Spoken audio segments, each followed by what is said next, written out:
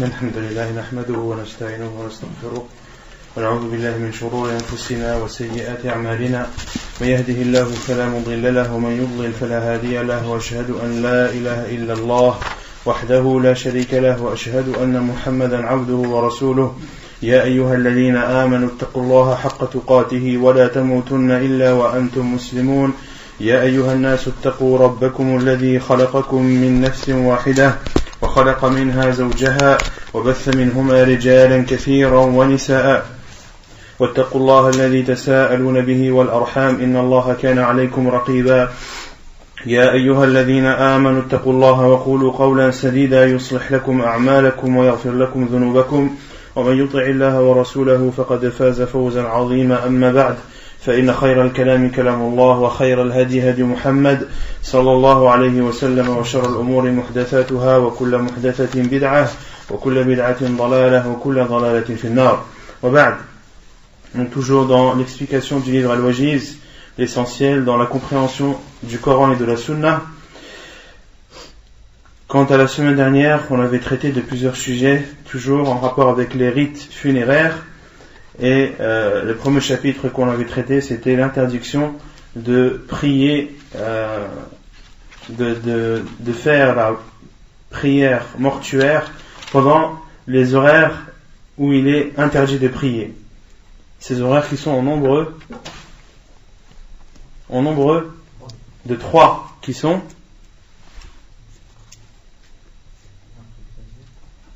Naam, au moment où le soleil se lève, jusqu'à ce qu'il s'élève, ensuite, Ba'd ad-Dhuhr ou Qabl ad-Dhuhr, Qabl ad-Dhuhr, un peu avant l'heure de Dhuhr, et le troisième, au moment où le soleil se couche, jusqu'à ce qu'il se couche. Donc ce sont les 3 heures dans lesquelles il est interdit, selon l'avis de l'auteur, et selon l'avis d'autres savants, il est seulement déconseillé et non interdit. Et ensuite on avait parlé du mérite de prier sur un mort. Quel est le mérite de prier sur un mort? Le professeur Hassan nous a informé d'une récompense qu'aura celui qui prie sur un mort, qui est de qirat, de 2 qirat. Seulement pour celui qui prie, là, il a 2 qirat ou il en a un seul. Et c'est celui qui prie sur le mort et qui le suit jusqu'à ce qu'il soit enterré, c'est lui qui aura la récompense de 2 qirat. Et le prophète sallallahu alayhi wa sallam a informé que le plus petit des qirat a la taille de la montagne de Uhud. Et on avait aussi traité du chapitre qu'il est interdit de suivre un cortège funéraire en faisant ou en accompagnant de désobéissance à Allah subhanahu wa ta'ala. On avait cité certains exemples de désobéissance à Allah subhanahu wa ta'ala durant le suivi du cortège funèbre. La première de ces désobéissances était, qu'est-ce qu'il est interdit de faire quand on suit un cortège funèbre? D'élever sa voix en pleurant, cela est interdit. Mais également, qu'est-ce qu'on avait dit? Vous étiez là la semaine dernière ou pas? Non? On n'a pas le droit d'être devant lui? Non, c'est pas le droit. Là on parle des choses qui sont interdites à faire. D'allumer des bougies, d'allumer des feux, d'allumer des brasiers, mais aussi de l'encens, ça entre dans la fumée et le parfum, les bougies, etc. Tradition de la femme.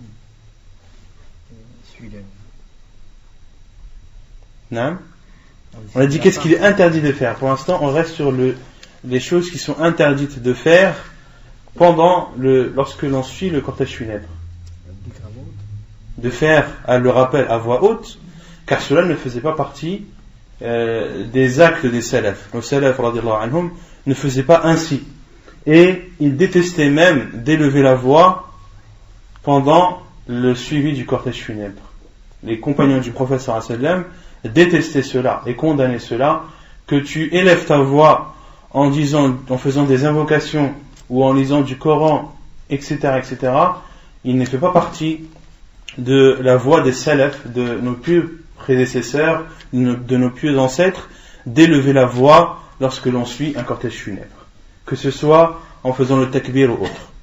Et il y a encore, et la pire des choses est de suivre le cortège funèbre en accompagnant celui-ci de musique qui montre la tristesse des gens, etc. Une musique triste qui ne fait qu'accroître la peine des gens et l'accroître de façon interdite, car comme vous le savez tous, les instruments de musique en islam sont interdits. Et on avait ici parlé de l'obligation de s'empresser à enterrer le mort. Et on avait cité un hadith du prophète sallam à ce sujet. Pourquoi est-ce que le prophète sallam nous ordonne de presser le pas, de ne pas courir, mais de presser le pas lorsque l'on amène un mort et lorsque l'on l'amène à l'enterrement, au cimetière? Pourquoi? Non. Si jamais c'est une personne qui est bien, alors ça récompense plus rapidement. Et si c'est une personne mauvaise, on sera débarrassé d'elle. Ahsant. Car si c'était une personne vertueuse et pieuse, alors c'est un bien que l'on lui apportera, et plus vite on lui apportera ce bien, et mieux elle se portera, et plus elle sera joyeuse. Et si la personne que l'on porte est une personne perverse, une personne qui n'était pas vertueuse, qui passait son temps à désobéir à Allah subhanahu wa ta'ala, alors le professeur Hassan a dit فَشَرٌ تَضَعُونَهُ عَنْ رِقَابِكُمْ. Et car ce sera, empressez-vous, car ce sera un mal dont vous vous débarrasserez. Et concernant le fait d'accompagner le cortège funèbre, qu'est-ce qu'on avait dit à ce sujet? Où doit-on se positionner par rapport au cortège? Tout d'abord, on avait différencié entre deux types d'accompagnement. Celui qui l'accompagne à pied et celui qui l'accompagne en voiture ou sur une monture. Quant à celui qui accompagne le cortège funèbre dans une voiture ou autre monture, où doit-il se positionner? Derrière. Quant à celui qui marche, où il veut, que ce soit à droite, à gauche, devant ou derrière, mais le mieux, le préférable est de se mettre derrière, car cela est, car en le suivant de derrière, on applique plus le hadith du professeur sallam lorsqu'il dit wattabi'ul janaiz, et suivez les cortèges funèbres. Et lorsque l'on suit quelqu'un, la définition de suivre, c'est d'être derrière. Et on avait aussi cité la parole de Ali radhiyallahu anhu, qui compare celui qui marche derrière le cortège funèbre à celui qui marche à droite, à gauche ou devant, en disant que le mérite de celui qui marche derrière est le même mérite que celui qui prie en groupe vis-à-vis de celui qui prie seul. Vous savez que la prière en groupe est 27 fois plus récompensée que celui qui prie seul. Et bien il en est ainsi, comme le dit Ali radhiyallahu anhu, par rapport à celui qui suit le cortège funèbre et celui qui se positionne à droite, à gauche ou bien devant. Ensuite, on avait parlé de l'invocation à dire lorsque l'on visite une tombe ou lorsque l'on est à proximité d'un cimetière. Quelle est l'invocation à dire? Assalamu alaykum ahl al-diyar min al-mu'minin wal-muslimin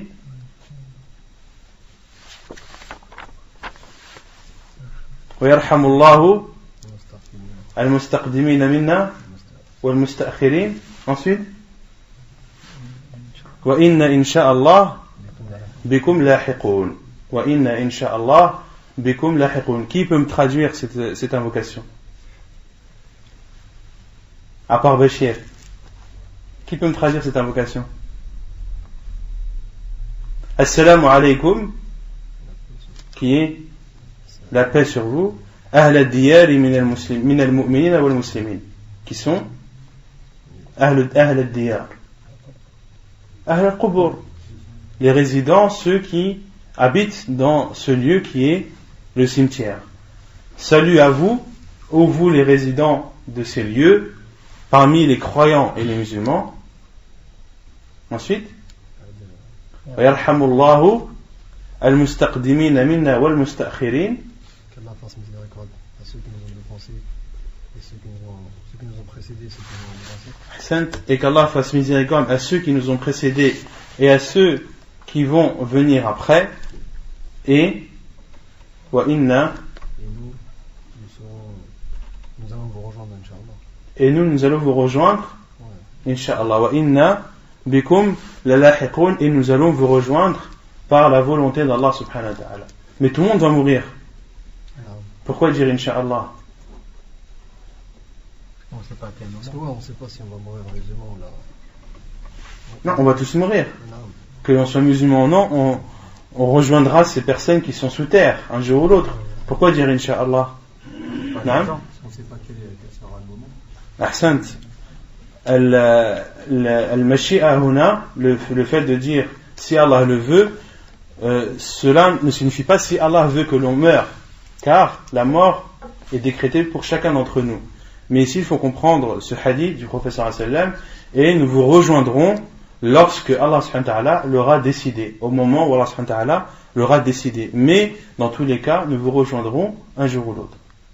Donc Inch'Allah, si Dieu le veut, c'est-à-dire au moment où Allah subhanahu wa ta'ala l'aura décidé. C'est la même chose pour la dua quand quelqu'un est malade.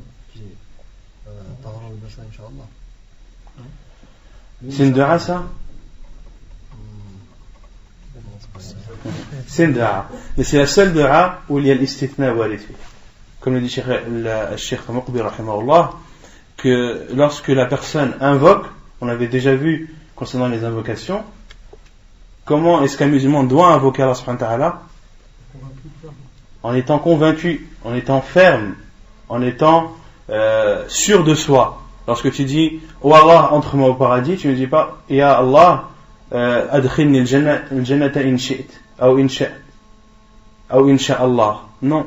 Lorsque tu fais une dua, le professeur Sam a dit Idha da'a ahadukum falyazim fi du'a'ih. Lorsque l'un d'entre vous invoque, qu'il soit ferme dans son invocation. Sauf une invocation qui est celle que l'on fait aux malades, de dire la ba's tahurun insha'Allah, point de mal, tu auras la purification par la volonté d'Allah. Donc c'est la seule invocation où il y a al-istithna, ce que les savants appellent al-istithna, et c'est l'exception qui confirme la règle. Ensuite, on avait parlé de la quatrième chose à faire vis-à-vis du mort, qui est combien de choses doit-on faire lorsqu'une personne décède? 4. La première, de le laver. La seconde, de lui mettre le linceul. La troisième, de prier sur lui. Et la quatrième, de l'enterrer. Donc on avait parlé de l'enterrement, et on avait dit que l'enterrement était que tout le monde devait être enterré, même les non-musulmans. Même les non-musulmans doivent être enterrés lorsqu'ils meurent dans un pays musulman. Quelle est la preuve? Abu Talib, l'oncle du prophète sallallahu alayhi wa sallam, Abu Talib, lorsqu'il est décédé, Abu Talib est décédé en étant non-musulman. Et lorsqu'il est décédé, le prophète sallallahu alayhi wa sallam a ordonné à son fils, le fils de Al-Muttalib, Abu Talib, qui est Ali, radiyallahu anhu, le prophète sallallahu alayhi wa sallam a dit idhab fawarah, va et enterre-le, va et enterre-le. C'est un ordre du prophète sallallahu alayhi wa sallam. On en déduit donc de ce hadith qu'il est obligatoire d'enterrer une personne lorsqu'elle meurt, même si elle est non musulmane. Et la sunna du prophète sallallahu alayhi wa sallam, c'est d'enterrer les personnes dans un cimetière. Un musulman, lorsqu'il meurt, on ne l'enterre pas dans son jardin, ni dans l'endroit qui nous est cher, qui est cher à nos cœurs. Non, un musulman, lorsqu'il meurt, on doit l'enterrer dans un cimetière musulman. Car c'est la sunna du prophète sallallahu alayhi wa sallam. Ceux qui décédaient à son époque sallallahu alayhi wa sallam étaient tous enterrés dans un cimetière. Et ainsi, les musulmans ont fait jusqu'à nos jours. Et le prophète sallallahu alayhi wa sallam, le fait qu'il soit enterré dans sa chambre, c'est une exception. C'est une exception pour le prophète sallallahu alayhi wa sallam, car on avait cité le hadith de Abu Bakr radiyallahu anhu lorsqu'il a dit qu'il y a une chose qu'il n'a pas oublié, qu'il a entendu du prophète sallallahu alayhi wa sallam, qui est qu'est-ce qu'Abu Bakr radiyallahu anhu a dit? Quand un prophète est enterré, il faut qu'il soit enterré où il est mort. Que lorsqu'un prophète décède, il décède dans un endroit où il aimerait être enterré. Où il aimerait être enterré, إلا في الموضع الذي يحب أن يدفن فيه فدفنوه في موضع فراشه صلى الله عليه وسلم. Et ils l'ont donc enterré dans l'endroit où il y avait le lit du prophète sallallahu alayhi wa sallam. Sur son lit de mort, ils ont enlevé le lit et ont enterré le prophète sallallahu alayhi wa sallam à l'endroit où était positionné son lit. Et il y a aussi une autre catégorie de personnes que l'on doit enterrer dans l'endroit où elles sont mortes, qui sont les martyrs morts au combat. Car le prophète sallallahu alayhi wa sallam, lors de la bataille de Uhud, qui a été une grande perte, où il y a eu beaucoup de pertes humaines du côté des musulmans, beaucoup de compagnons radhiyallahu anhum ont pris les dépouilles pour aller les enterrer où? Dans le cimetière appelé Al-Baqi' à Médine. Et le prophète sallallahu alayhi wa sallam a envoyé une personne afin d'ordonner ses compagnons radhiyallahu anhum qui étaient partis pour enterrer leurs frères dans le cimetière Al-Baqi'. Il leur a ordonné de les enterrer dans l'endroit où ils étaient allongés. D'accord? Donc les savants ont déduit qu'il est obligatoire d'enterrer le martyr, celui qui est mort au combat, dans l'endroit où il a succombu. Et il est interdit d'enterrer le mort dans 2 cas, sauf en cas d'extrême urgence ou en cas de force majeure. La première des situations qui est... C'est la première ou la deuxième? La nuit. C'est une des deux. Quelle est la première? C'est le hadith qu'on a cité avant. Le premier hadith qu'on a cité, où il y a 3 horaires durant lesquels le prophète sallallahu alayhi wa sallam nous a interdit de prier et d'y enterrer nos morts. Donc ce sont les 3 heures, les 3 laps de temps que l'on a cités au début du cours, qui sont au moment où le soleil se lève jusqu'à ce qu'il s'élève, au moment un peu avant le zénith et au moment où il se couche jusqu'à ce qu'il se couche. Et le deuxième moment où il est interdit d'enterrer le mort sauf en cas de force majeure, qui est d'enterrer la nuit. Et il y a un khilaf des savants, il y a une divergence des savants à ce sujet. Certains l'autorisent et d'autres l'interdisent. Et ceux qui l'autorisent utilisent des hadiths du prophète sallallahu alayhi wa sallam où le prophète sallallahu alayhi wa sallam lui-même a été enterré la nuit. Le prophète sallallahu alayhi wa sallam est décédé, on avait vu la semaine dernière, quel jour? Le lundi, et n'a été enterré que le mardi soir. Et d'autres compagnons radhiyallahu anhum ont été enterrés aussi de nuit, comme par exemple l'homme ou la femme. Il y a une divergence au niveau des versions du hadith, qui nettoyait la mosquée lorsqu'elle est décédée. Les compagnons radhiyallahu anhum l'ont enterré la nuit. Ils l'ont enterré la nuit et ils ne voulaient pas réveiller le prophète sallallahu alayhi wa sallam. Ils ne voulaient pas réveiller le prophète sallallahu alayhi wa sallam, le réveiller de son sommeil pour prier sur elle. Ils ont donc prié sur elle et l'ont enterré de nuit. Certains savants utilisent ce hadith. Et les autres savants qui considèrent cela comme étant interdit disent que les compagnons radhiyallahu anhum ont fait cela car ils avaient une raison de le faire. Et le prophète sallallahu alayhi wa sallam a été enterré de nuit, car le prophète sallallahu alayhi wa sallam a été enterré de nuit, ou a été enterré au moment où son successeur a été désigné. Et les compagnons radhiyallahu anhum ne voulaient pas enterrer le prophète sallallahu alayhi wa sallam tant qu'il n'y ait pas de successeur. Et lorsque Abu Bakr radhiyallahu anhu a été désigné comme étant le successeur, le guide des croyants, et que les gens lui ont fait le pacte d'allégeance, alors les compagnons du prophète sallallahu alayhi wa sallam se sont alors empressés de l'enterrer, et ceci le mardi soir. C'est qui a fait ça sur Allahu a'lam, la adri. Takbirat. Takbirat, Allahu a'lam, la adri. Je sais pas, Allahu a'lam. Et lorsque un cas de force majeure oblige les musulmans à enterrer un mort la nuit, il est autorisé, comme on a vu la semaine dernière, de céder de chandelles, de bougies ou de lampes pour procéder à l'enterrement de façon simple et efficace. Alaykoum salam wa rahmatullah. Non, dufina laylan. On lui considère que c'est deux. Le Cheikh Al-Albani a été enterré ba'd al-Maghrib. Non, il est enterré ba'd al-Maghrib. On considère que la nuit c'est Yajuz. Non, Cheikh Al-Albani ne considère pas que c'est autorisé. Au contraire, lui, il fait partie des savants qui considèrent l'interdiction de ça, sauf en cas de force majeure. Mais est-ce que Al-Maghrib est considéré comme la nuit? Allahu a'lam. Et ensuite, concernant la tombe, comment procéder au fait de creuser la tombe? Qu'est-ce qu'on avait dit à ce sujet? Qu'il fallait que la tombe soit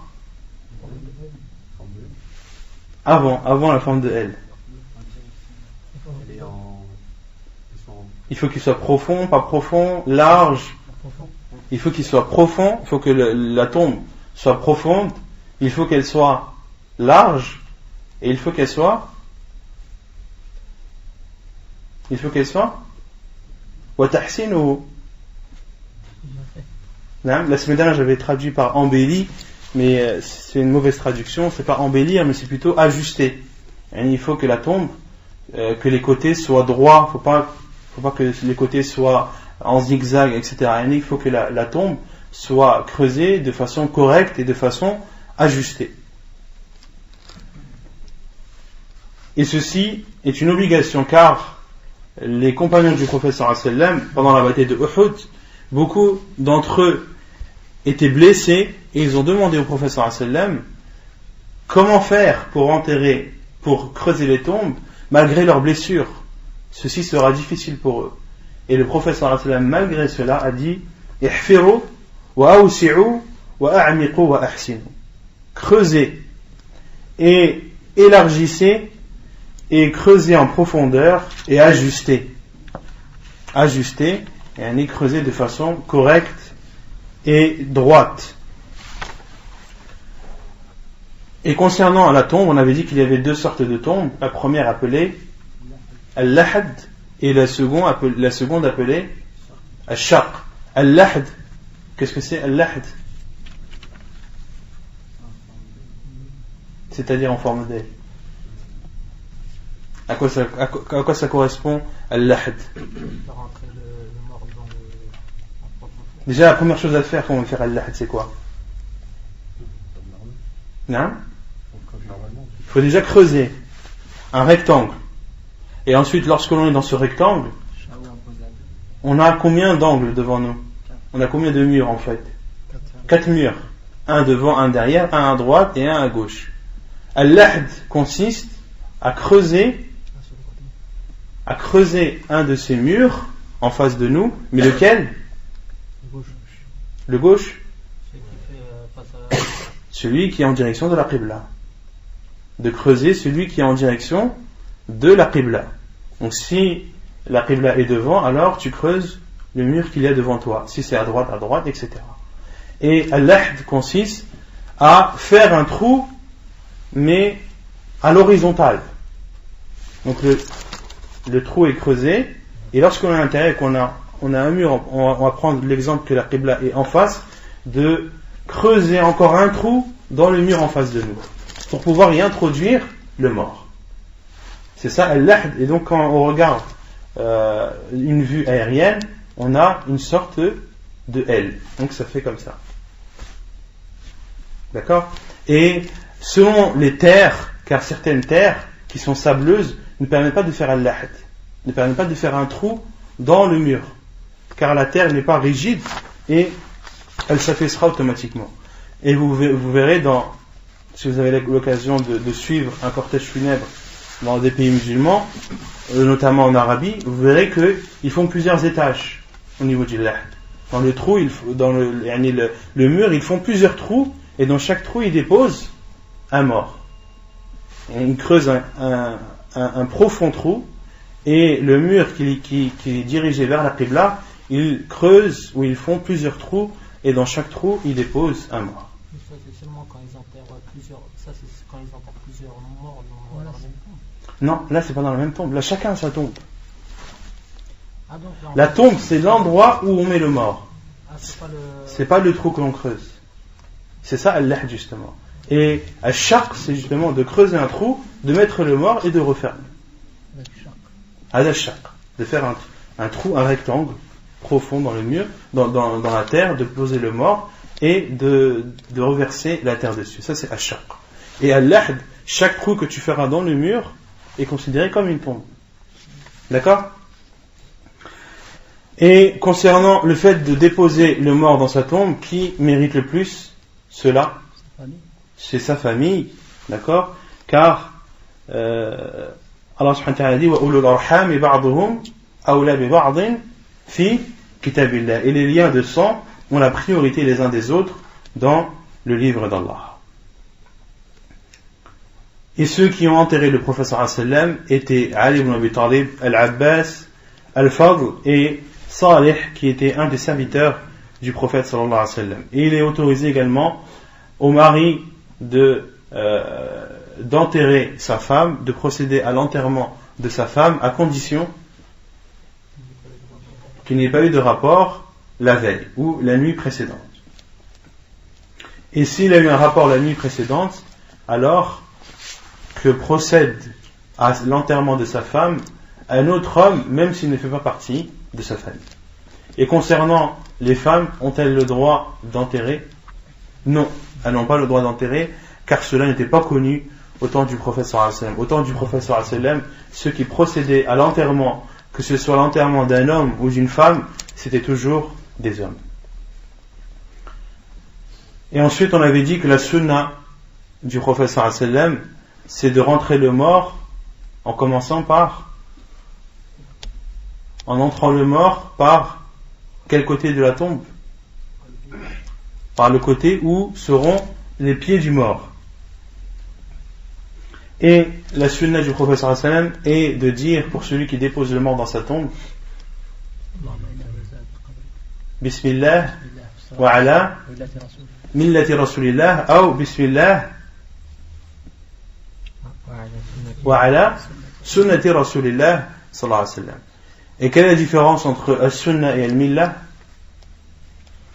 La millah, c'est la tariqa sunna. Aïwa. Et al-sunna? Sunna, c'est.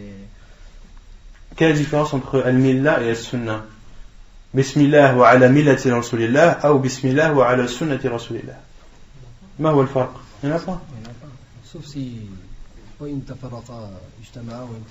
Non, mais là chacun d'eux veut dire, lorsque l'on dit ala sunnati rasulillah, c'est-à-dire selon la voie, le chemin du prophète sallallahu alayhi wa sallam, la religion du prophète sallallahu alayhi wa sallam, et al-millah a la même signification. Al-millah a aussi la signification de la voie, la religion, le chemin du prophète sallallahu alayhi wa sallam. Et donc lorsque le mort est enterré, on avait dit al-lahd, celui qui est enterré et pour lequel il a été creusé la tombe en utilisant la méthode de l'ahd. Comment est-ce que cette tombe doit être refermée? Avec des dalles ou des briques de terre battue, de terre cuite, de terre cuite, appelée en arabe al-labin, al-labin en arabe. Et comment doit être refermée la tombe? Les briques posées à la verticale et non à l'horizontale. Par rapport à celui qui est en L. Non, celui qui est en L, lorsque on a creusé le mur, qu'on a déposé le mort, on referme la tombe en collant des briques de terre cuite les unes à côté des autres. Les unes à côté des autres. Et ensuite, les savants disent, c'est de boucher les trous qu'il y aura en haut et en bas avec des pierres et de refermer le tout avec de la terre cuite. Comme le dit Cheikh Al-Fawzan, hafidhahullah. Et donc après l'enterrement, qu'est-ce qu'il est légiféré de faire? Qu'est-ce qu'il est préférable de faire? De faire l'invocation pour le mort, ça on va le voir, mais c'est pas ce qu'on a vu la semaine dernière. Jeter du sable sur la tête, non? Non, de prendre 3 poignées de sable et de les jeter au niveau de la tête du défunt. Mais avant qu'il soit enterré? Au moment où il est enterré. Au moment où le lahd est refermé. Au moment où les briques sont mises, là, à partir de ce moment, on prend 3 poignées de sable et on les jette au niveau de sa tête. Comme l'a fait le prophète sallallahu alayhi wa sallam. طيب يقول المؤلف نعم. J'ai déjà vu quand ils ont enterré une personne, surtout en Algérie, ils font le lahd, mais pas sur le côté, carrément au milieu. Dans la tombe. Après ils refont un autre trou. Ça c'est ashaq. C'est-à-dire ils font la tombe comme ça là. Voilà, ils creusent et après dans le trou ils refont un autre trou profond. Alors, ça c'est une des façons de shaq. Non. Le char, ils mettent un peu comme un coussin, Comme un oreiller. comme un oreiller. Allah Oui, a'lam. ça, لا c'est- أدري.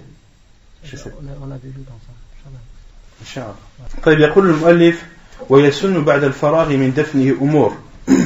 Donc l'auteur dit et il est légiféré ou fait partie de la sunna du prophète sallallahu alayhi wa sallam après avoir enterré le mort de faire plusieurs choses. الأول أن يرفع أو أن يرفع القبر عن الأرض قليلا نحو شبر ولا يسوى بالأرض وذلك ليتميز فيصان ولا يهان لحديث جابر رضي الله عنه أن النبي صلى الله عليه وسلم ألحد له لحد ونصب عليه اللبن نصبا ورفع قبره من الأرض نحوا من الشبر حديث إسناده حسن رواه ابن حبان والبيهقي. La première chose à faire lorsque l'enterrement est terminé, c'est d'élever la tombe du sol et de la lever d'une hauteur d'un empan. Qu'est-ce qu'un empan? Nahwa shibr. Qu'est-ce qu'un empan? C'est la distance entre le pouce et le majeur. Mais comment? Là, c'est une distance entre le pouce et le majeur. Lorsque la main est ouverte, l'empan, c'est la distance entre le bout du majeur et le bout du pouce. Lorsque la main est ouverte. Donc ça, c'est le maximum. Les savants disent que la tombe ne doit pas être élevée du sol plus qu'un empan. ولا يسوى بالأرض, il ne doit pas être à même le sol. وذلك ليتميز فيصان ولا يهان, il ne doit pas être aligné au sol, et ceci afin de le distinguer, afin qu'il soit visible pour être protégé, pour que cette tombe soit protégée et ne soit pas proférée. Les hadiths de Jabir radhiyallahu anhu, la preuve est le hadith de Jabir radhiyallahu anhu qui dit qu'il a été creusé au prophète sallallahu alayhi wa sallam al-lahd. On avait vu ce hadith. Quelle est la preuve qu'il a été fait al-lahd au prophète sallallahu alayhi wa sallam? On avait cité ce hadith la semaine dernière.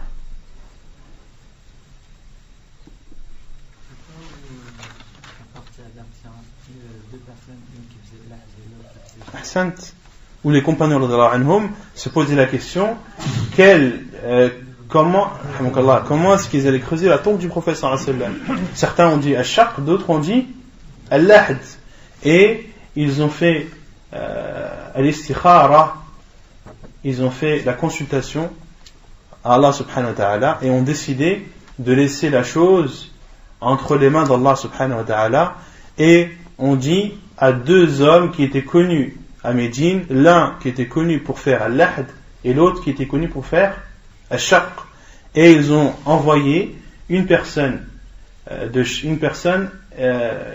pour prévenir chacun d'entre eux en même temps, et le premier qui arrivera fera ce qu'il a l'habitude de faire, et celui qui est arrivé avant l'autre était celui qui a fait al-lahd. Et les savants ont dit que cela est une preuve qu'Allah subhanahu wa ta'ala préfère al-lahd à al-shaq.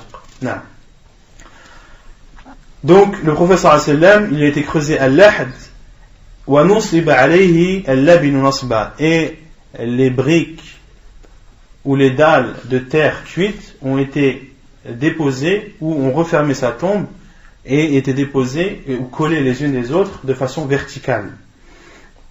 Et sa tombe a été élevée par rapport au sol d'à peu près un emploi. Hadith jugé bon, rapporté par Ibn Hibban et Al-Bayhaqi. Non. J'avais lu dans Sharh al-Salihin, il disait qu'ils avaient comme blindé la tombe du prophète, parce qu'il y avait 2 hommes qui ont essayé de le voler à une époque. Allahu a'lam. Peut-être après, bien après. Bien après, oui, bien sûr. Non, possible. Allahu a'lam. الثاني أن يجعل مسنما لحديث سفيان التمار قال رأيت قبر النبي صلى الله عليه وسلم مسنما حديث صحيح رواه البخاري. Et la deuxième chose, c'est que la tombe doit être musannam. Qu'est-ce que signifie musannam? La preuve est le hadith de Sufyan al-Timar qui dit: j'ai vu la tombe du prophète sallallahu alayhi wa sallam étant musannama. Qui connaît la signification de musannam? Musannam qui vient du terme sanam, et le terme sanam en arabe signifie là? Non, c'est asnam. Sanam en arabe signifie la bosse du chameau. Signifie la bosse du chameau. Donc la tombe doit avoir la forme de la tombe de la bosse d'un chameau. C'est-à-dire que son milieu doit être plus élevé que ses extrémités. Et la tombe doit être bombée. Elle ne doit pas être au-dessus de la terre de façon rectiligne, mais elle doit être bombée comme ça. Et c'est cette partie bombée qui ne doit pas être supérieure à un emploi. الثالث أن يعلمه بحجر أو نحوه ليدفن إليه من يموت من أهله لحديث المطلب بن أبي وادعة رضي الله عنه قال لما مات عثمان بن مضعون أخرج بجنازته فدفن أمر النبي صلى الله عليه وسلم رجلا أن يأتيه بحجر فلم يستطع حمله فقام إليها رسول الله صلى الله عليه وسلم وحسر عن ذراعيه قال المطلب قال الذي يخبرني عن رسول الله صلى الله عليه وسلم كأني أنظر إلى بياض ذراعي رسول الله صلى الله عليه وسلم حين حسر عنها ثم حملها فوضعها عند رأسه وقال أتعلم بها قبر أخي وأدفن إليه من مات من أهلي. Hadith Hassan rawahu Abu Daoud. Et la troisième chose à faire, c'est de mettre sur la tombe un moyen de le distinguer, un moyen de distinguer la tombe comme des pierres ou des choses semblables, afin de pouvoir enterrer les proches de ce défunt à côté de lui, afin que ceux de sa famille et la famille du défunt qui vont mourir par la suite puissent être enterrés à ses côtés. Et pour cela, il faut que la tombe de ce défunt soit reconnue. La preuve est le hadith de Al-Muttalib ibn Abi Wadi'ah, qu'Allah l'a agréé, qui dit lorsque Uthman ibn Mad'un radiallahu anhu est décédé. Uthman ibn Mad'un qui est le frère de lait du prophète sallallahu alayhi wa sallam. Lorsque sa dépouille a été sortie et qu'il a été enterré, le prophète sallallahu alayhi wa sallam a ordonné à un homme d'apporter une pierre. Mais cet homme n'a pas pu prendre cette pierre, elle était trop grosse et trop lourde. Et le prophète sallallahu alayhi wa sallam s'est levé pour aller la prendre, et il a retroussé ses manches et a laissé apparaître ses avant-bras sallallahu alayhi wa sallam. Et Al-Muttalib a dit, et celui qui m'a informé de cela, d'après le prophète sallallahu alayhi wa sallam, a dit, et je regardais la blancheur des avant-bras du prophète sallallahu alayhi wa sallam lorsqu'il les a découverts. Puis le prophète sallallahu alayhi wa sallam a pris cette pierre et l'a déposée au niveau de la tête de la tombe, et au niveau de la partie de la tombe où est déposée la tête du défunt, et le prophète sallallahu alayhi wa sallam a dit ata'allamu biha qabra akhi, avec cette pierre je reconnaîtrai la tombe de mon frère, wa adfunu ilayhi man mata min ahli, et j'enterrerai à ses côtés ceux qui mourront de ma famille. Hadith jugé bon, apporté par Abu Daoud dans ses sunan. الرابع أن يقف على القبر يدعو له بالتثبيت ويستغفر له ويأمر الحاضرين بذلك لحديث عثمان بن عفان رضي الله عنه قال كان النبي صلى الله عليه وسلم إذا فرغ من دفن الميت وقف عليه فقال استغفروا لأخيكم وسلوا له التثبيت فإنه الآن يسأل. حديث صحيح الإسناد رواه أبو داود. Et la quatrième chose à faire, c'est de se positionner debout au niveau de la tombe et d'invoquer en faveur du défunt, de demander à Allah subhanahu wa ta'ala de le raffermir et de lui pardonner, et d'ordonner à ceux qui sont présents de faire de même. La preuve est le hadith de Uthman ibn Affan radiyallahu anhu qui dit, lorsque le prophète sallallahu alayhi wa sallam terminait d'enterrer un mort, il se positionnait au niveau de la tombe et disait: demandez le pardon à votre frère et demandez également qu'il soit raffermi, qu'il soit raffermi dans ses paroles, car il est en ce moment même en train d'être questionné. ويجوز الجلوس عنده أثناء الدفن بقصد تذكير الحاضرين بالموت وما بعده. Et il est autorisé de s'asseoir au niveau de la tombe au moment de l'enterrement pour faire un rappel à ceux qui sont présents, de leur faire un rappel et une exhortation sur la mort. Donc il est autorisé de s'asseoir à proximité de la tombe et de faire une exhortation, à toutes les personnes présentes pour leur rappeler la mort et que c'est la destination et la fin de chacun. Est-ce qu'il est autorisé de s'asseoir avant? Est-ce qu'il est autorisé de s'asseoir avant? Non. Oui, à partir du moment où la personne n'est pas encore arrivée. À partir du moment où la personne, le mort, il n'est pas encore arrivé. À partir du moment où il n'est pas arrivé, il est autorisé de s'asseoir. Non. Le prophète sallallahu alayhi wa sallam a dit إذا تبعتم جنازة فلا تجلسوا حتى توضع في الأرض. Le prophète sallallahu alayhi wa sallam a dit, lorsque vous suivez un cortège funèbre, ne vous asseyez pas jusqu'à ce que le défunt soit posé à terre. Donc lorsque tu suis un cortège funèbre, il ne t'est pas autorisé de t'asseoir. Il ne t'est pas autorisé de t'asseoir jusqu'à ce que le mort soit posé à même le sol. Même pour ceux qui l'attendent. Ils ne l'ont pas suivi, mais ils l'attendent. Même pour celui qui l'attend. Ils ne doivent pas s'asseoir tant que le mort n'est pas déposé à même le sol. Dans d'autres versions du hadith, tant qu'il n'est pas enterré. Mais la version la plus authentique est tant qu'il n'est pas posé à même le sol. Donc la preuve qu'il est autorisé de s'asseoir et de faire une exhortation sur la mort, les hadiths al-Bara ibn Azib radiyallahu anhu قال خرجنا مع النبي صلى الله عليه وسلم في جنازة رجل من الأنصار. La preuve est le hadith de al-Bara ibn Azib radiyallahu anhu. Et le hadith de al-Bara ibn Azib est un hadith très très long où le prophète sallallahu alayhi wa sallam décrit de façon très détaillée ce qui attend chacun d'entre nous lorsque son âme quitte son corps. Le prophète sallallahu alayhi wa sallam a décrit de façon détaillée, que ce soit pour un musulman comme pour un non-musulman. C'est un hadith très long rapporté dans Sunan Abi Daoud et dans le Musnad de l'imam Ahmad rahimahullah. Donc le hadith de Bara ibn Azib, lorsqu'il dit: nous sommes sortis avec le prophète sallallahu alayhi wa sallam pour prier sur un homme parmi les Ansar. فانتهينا إلى القبر ولما يلحد أي ولم يلحد. Et nous sommes arrivés à sa tombe et il n'avait pas encore été sa tombe n'avait pas encore été creusée. فجلس رسول الله صلى الله عليه وسلم وجلسنا حوله. Puis lorsqu'il a été enterré, le prophète sallallahu alayhi wa sallam s'est assis et nous nous sommes assis à côté de lui. وكأن على رؤوسنا الطير. et nous nous sommes assis et nous étions immobiles comme s'il y avait des oiseaux sur nos têtes. Ainsi étaient les compagnons du prophète sallallahu alayhi wa sallam.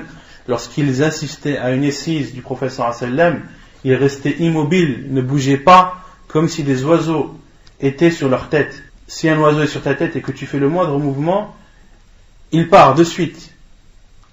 Et les compagnons du prophète sallallahu alayhi wa sallam étaient immobiles par respect pour le prophète sallallahu alayhi wa sallam. وفي يده عود فجعل ينكت في الأرض. Et dans la main du prophète sallallahu alayhi wa sallam, il y avait un bout de bois par lequel il tapait le sol. Un bout de bois avec lequel il tapait le sol. فرفع رأسه. Et le prophète sallallahu alayhi wa sallam faisait ainsi car il réfléchissait, il pensait, il était très pensif. Et quelqu'un qui est assis par terre et avec un bout de bois tape le sol, c'est quelqu'un qui réfléchit, c'est quelqu'un qui pense très profondément. فرفع رأسه. Puis le prophète sallallahu alayhi wa sallam a levé sa tête et a dit استعيذ بالله من عذاب القبر مرتين أو ثلاثة. Puis le prophète sallallahu alayhi wa sallam a dit demandez la protection d'Allah contre le châtiment de la tombe. Demandez la protection d'Allah contre le châtiment de la tombe. Demandez la protection d'Allah contre le châtiment de la tombe. Le prophète sallallahu alayhi wa sallam a dit cette phrase 2 ou 3 fois. ثم قال إن العبد المؤمن إذا كان في انقطاع من الدنيا وإقبال من الآخرة. Le serviteur croyant, lorsqu'il quitte cette vie d'ici-bas et s'en va vers celle de l'au-delà, نزل إليه ملائكة من السماء بيض الوجوه كأن وجوههم الشمس. Des anges descendent alors du ciel, des anges qui ont le visage blanc, comme si leur visage était un soleil. معهم كفن من أكفان الجنة وحنوط من حنوط الجنة. Et ils apportent avec eux des linceuls parmi les linceuls du paradis et des parfums parmi les parfums du paradis. حتى يجلس منه مد البصر. Jusqu'à ce qu'il s'assoie au niveau du défunt. ثم يجيء ملك الموت. Puis l'ange de la mort vient حتى يجلس عند رأسه et s'assoit au niveau de la tête du défunt. فيقول أيتها النفس الطيبة اخرجي إلى مغفرة من الله ورضوان. Et l'ange de la mort dira ô toi l'âme bonne et pure, sors vers un pardon et une satisfaction d'Allah. قال فتخرج تسيل كما تسيل القطرة من في السقاء. Et Al-Bara ibn Azib radhiyallahu anhu a dit, ou plutôt le prophète sallallahu alayhi wa sallam a dit, et elle sortira, c'est-à-dire l'âme sortira de son corps comme sort la goutte de l'entrée d'un vase. Lorsqu'un vase contient de l'eau, eh bien l'âme sortira du corps de ce serviteur croyant comme une goutte d'eau sort d'un vase, c'est-à-dire de façon très simple et très agréable. فيأخذها فإذا أخذها لم يدعوها في يده طرفة عين حتى يأخذوها. Ensuite, lorsque l'âme sortira du corps, l'ange de la mort la prendra. Mais lorsqu'il la prendra, il ne la laissera entre ses mains que le temps d'un clin d'œil. Le temps qui suffira pour ces deux anges, ou pour ces anges qui étaient descendus du ciel, de s'emparer de cette âme. Ils s'empareront alors de cette âme, فَيَجْعَلُوهَا فِي ذَلِكَ الْكَفَنِ, et ils mettront cette âme dans ce linceul du paradis, parfumé de ce parfum du paradis, وَفِي ذَلِكَ الْحَنُوطِ وَيَخْرُجُ مِنْهَا كَأَطْيَبِ نَفْحَةِ مِسْكٍ وُجِدَتْ عَلَى وَجْهِ الْأَرْضِ. Et sortira l'odeur qui sortira de ce linceul est comparable à la meilleure odeur du muscle jamais présente sur terre. قال فيصعدون بها. Et le prophète sallallahu alayhi wa sallam a dit, et ils monteront avec cette âme, فلا يمرون يعني بها على ملأ من الملائكة إلا قالوا ما هذا الروح الطيب. et ils monteront dans les cieux, et à chaque fois qu'ils rencontreront des groupes d'anges, ces groupes d'anges diront: mais quelle est cette âme pure, quelle est cette âme bonne? فيقولون فلان ابن فلان بأحسن أسمائه التي كانوا يسمونه بها في الدنيا. Et ils répondront: c'est un tel, fils d'un tel, et le nommeront parmi les plus beaux noms dans lesquels ou par lesquels il était nommé dans cette vie d'ici-bas. حتى ينتهوا بها إلى السماء الدنيا, jusqu'à arriver au premier ciel.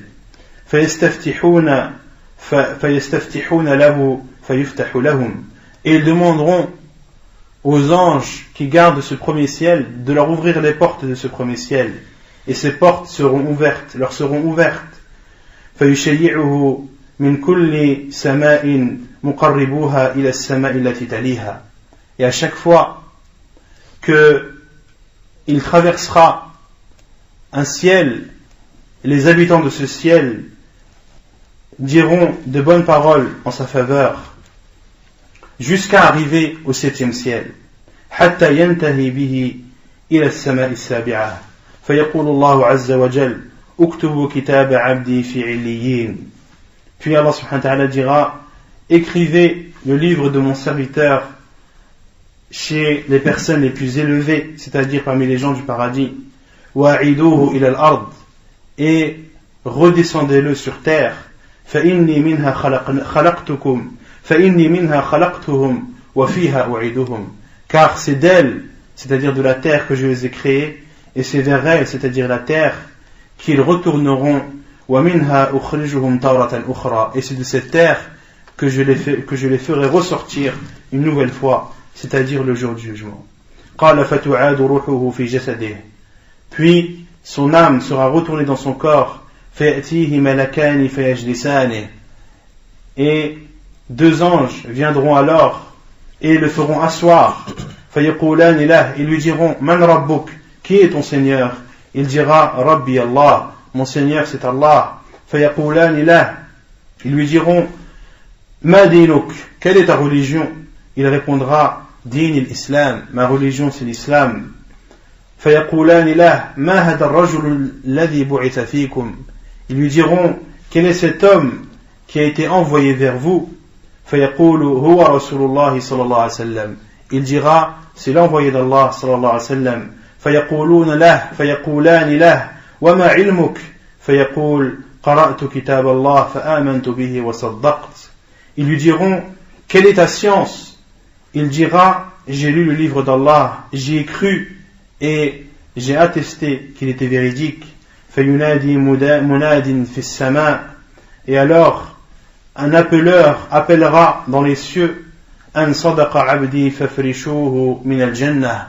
Il dira, cette voix dira: il a dit vrai, ou mon serviteur a dit vrai, étendez-lui des tapis du paradis. وَأَلْبِسُوهُ مِنَ الْجَنَّةِ. Et habillez-le des vêtements du paradis. وَافْتَحُوا لَهُ بَابًا إِلَى الْجَنَّةِ. Et ouvrez-lui une porte vers le paradis. قَالَ فَيَأْتِيَهُ مِنْ رُوحِهَا وَطِيبِهَا. Et il lui parviendra les vents et les parfums du paradis. وَيُفْسَحُ لَهُ فِي قَبْرِهِ مُدَّ بَصَرِهِ. Et sa tombe sera élargie jusqu'à la portée de sa vue. قَالَ وَيَأْتِيَهُ رَجُلٌ حَسَنُ الْوَجْهِ. Puis un homme au visage agréable viendra vers lui, حُسْنُ الثِّيَابِ, qui aura des beaux vêtements, طَيِّبُ الرِّيحِ, qui aura une odeur agréable. فَيَقُولُ أَبْشِرْ بِالَّذِي يَسَّرَكَ هَذَا بَشِّرْ بِالَّذِي يَسَّرَكَ هَذَا يَوْمُكَ الَّذِي كُنْتَ تُوعَدْ. Il lui dira: je t'annonce la bonne nouvelle de la part de celui qui t'a facilité, c'est ce jour qui t'a été promis. فَيَقُولُ مَنْ أَنْتَ فَيَقُولُ لَهُ مَنْ أَنْتَ. Et cet homme lui dira, ou le défunt dira: qui es-tu? فَوَجْهُكَ الْوَجْهُ يَجِيءُ بِالْخَيْرِ. Car ton visage est le visage d'une personne qui apporte le bien. فَيَقُولُ أَنَا عَمَلُكَ الصَّالِحِ. Cet homme lui dira: je suis tes actes pieux. فَيَقُولُ رَبِّي أَقِمِ السَّاعَةَ حَتَّى أَرْجِعَ إِلَى أَهْلِي وَمَالِي. Puis le défunt dira: oh Allah, fais que l'heure soit dès à présent afin que je retourne vers ma famille et mon argent. Puis le prophète sallallahu alayhi wa sallam a dit, et le serviteur mécréant, lorsqu'il quitte cette vie d'ici-bas et s'apprête à connaître celle de l'au-delà, nazala ilayhi min as-sama'i malaikatun sudul wujuh, descendront alors des anges du ciel qui auront des visages noirs, ma'ahumul musuh, ils auront avec eux des vêtements grossiers, fayajlisuna minhu mudd al-basar, et ils s'assiront à ses côtés, thumma yaji'u malakul maut, puis l'ange de la mort viendra, hatta yajlisa 'inda ra'sihi, et s'assiera au niveau de sa tête, fayaqulu ayyatuha an-nafsul khabitha, ô toi, et l'ange de la mort lui dira, ô toi, l'âme impure et mauvaise, ukhruji ila sakhatin min Allah wa ghadab, sors vers un courroux et une colère d'Allah subhanahu wa ta'ala. Qala fataftariqa fi jasadihi. Puis l'âme parcourra tout son corps, fayantazi'uha kama yantazi'u al-fusudu min as-suf al-mablul. Puis cette âme sera sortie de son corps comme sort une branche épineuse lorsqu'elle est recouverte de laine mouillée. Fayakhudhuha. Prenez une branche épineuse, entourez-la de laine mouillée et tirez cette épine. Vous tirez cette branche épineuse, vous verrez comme cela est difficile.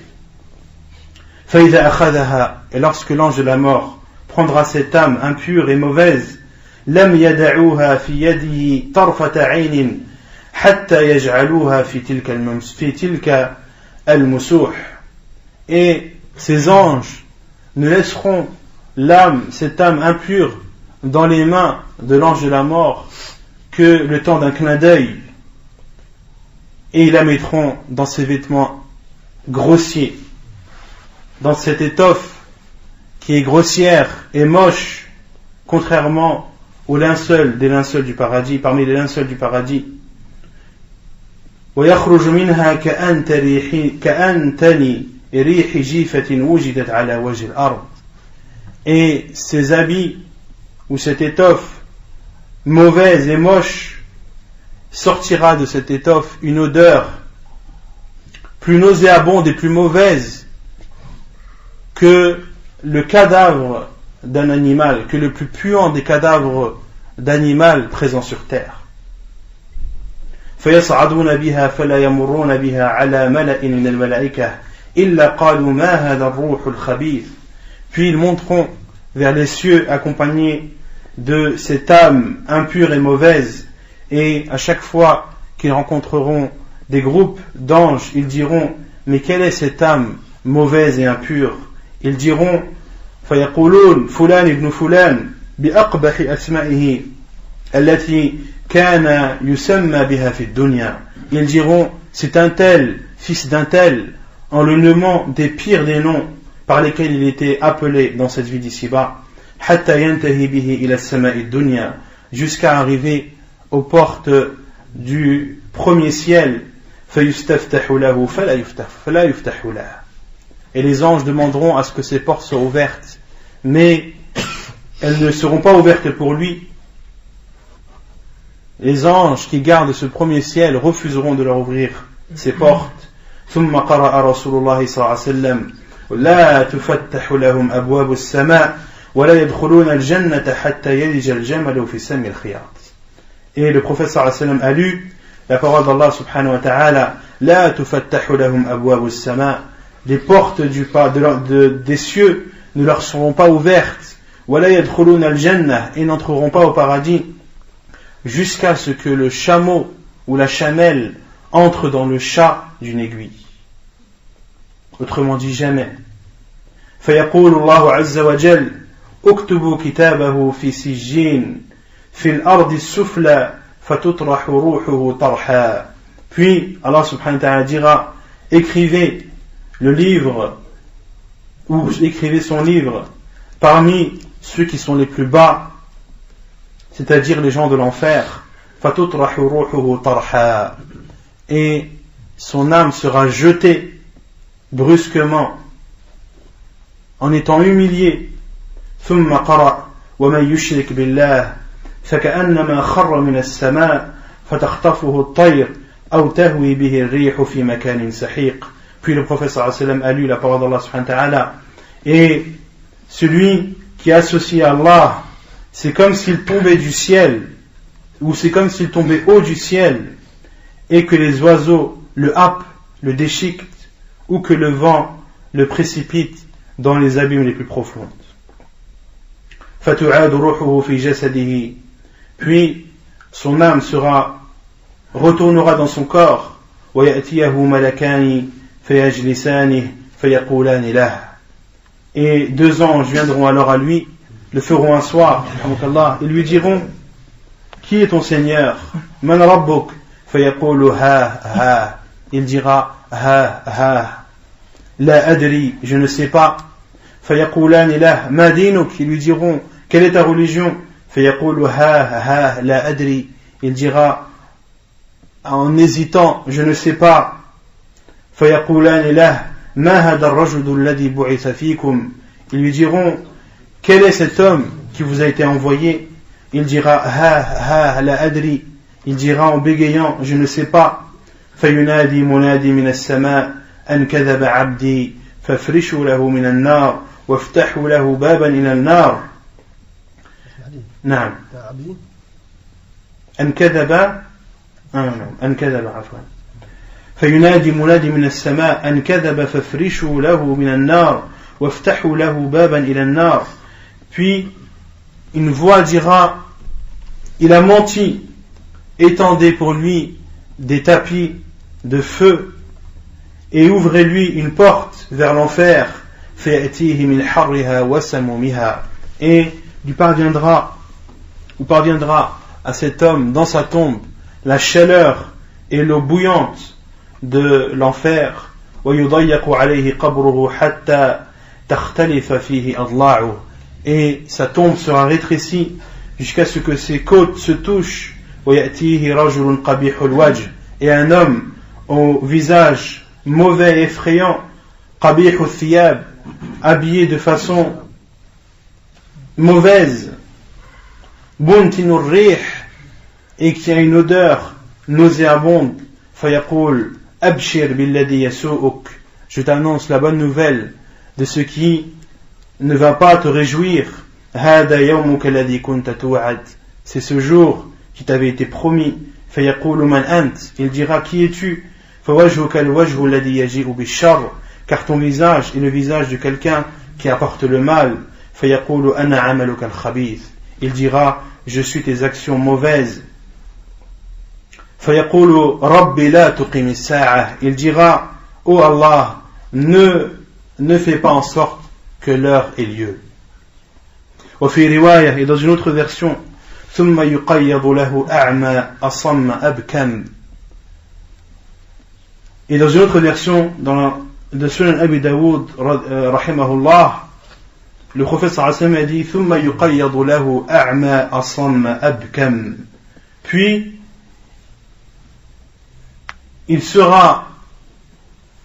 on lui affectera à cet homme un ange aveugle qui ne parle pas et qui n'entend pas. وفي يده مرزبة لو ضرب بها جبل كان ترابا. Et dans la main de cet ange, il y aura une matraque. S'il frappait avec une montagne, elle serait réduite en poussière. Pourquoi un ange aveugle qui n'entend pas et qui ne parle pas?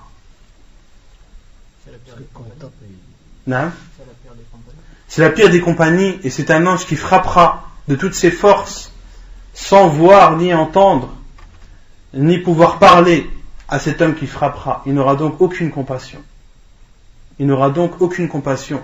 Car lorsque tu frappes quelqu'un et que tu entends ses cris de douleur, tu peux être pris de compassion vis-à-vis de cette personne. Mais cet ange sera aveugle. Il ne verra pas cet homme pervers, il ne le verra pas souffrir, il ne l'entendra pas souffrir et ne pourra pas l'aider en lui parlant. Et il aura dans sa main une matraque. S'il frappait avec une montagne, il la réduira en poussière. فَيَضْرِبُهُ ضَرْبَةً حَتَّى يَصِيرُ تُرَابًا. Et il le frappera une seule fois et sera réduit en poussière. ثُمَّ يُعِيدُهُ اللَّهُ كَمَا كَانَ. Puis Allah subhanahu wa ta'ala rendra son corps ou remettra son corps dans son état initial. فَيَضْرِبُهُ ضَرْبَةً أُخْرَى. Et il le frappera encore.